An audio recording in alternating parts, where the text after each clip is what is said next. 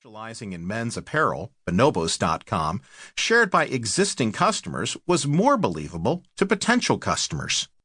In fact, this real-world information transmission was driving a lot of the virtual world sales. Finally, I decided to turn in, but something in the New York Times caught my eye. To catch up, Walmart moves to Amazon turf, and a virtual light went off before I flicked the real one down. The real and the virtual worlds are coming together in exciting ways, and there is a story to be told about why and how this is happening.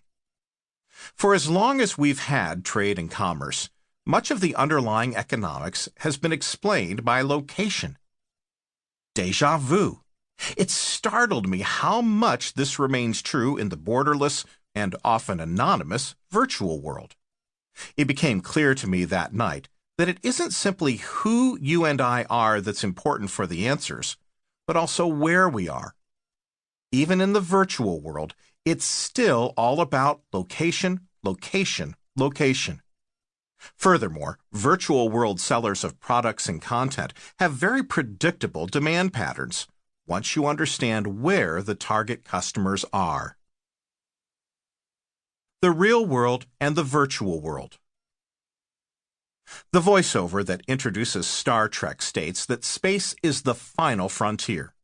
It is out there, vast and different from everything we're used to on Earth.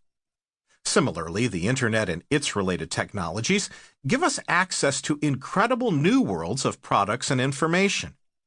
Only a few short years ago, these things were inaccessible and perhaps even beyond comprehension. Since the Internet is a transformative technology, it's obviously worth knowing how best to make use of what it offers.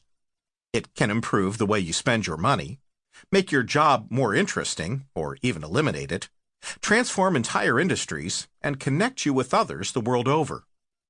More broadly, it plays a key role in everything from the organic discovery of talented musicians like Lorde, the pop star from Devonport, New Zealand, to the trajectory of important political and cultural events like the Arab Spring, to why I stopped buying razors in the supermarket and get them directly from harrys.com. So while it's one thing to use the Internet, most of us do, it's another to understand how it might help, hurt, or alter our individual and collective lives. In fact, the impact it is having on our daily lives and on commerce all over the world exceeds anything that has preceded it. This includes momentous inventions such as the internal combustion engine and the printing press.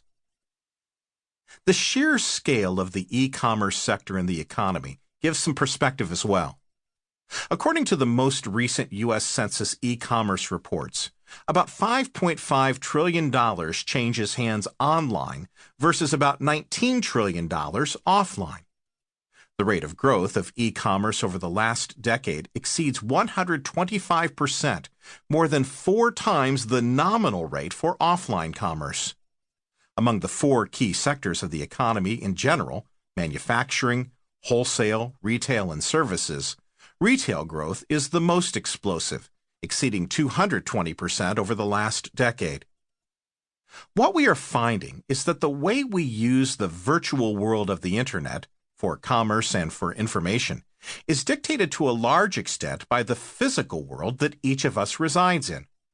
This influence is pervasive and sometimes counterintuitive, with implications for our lives in both worlds.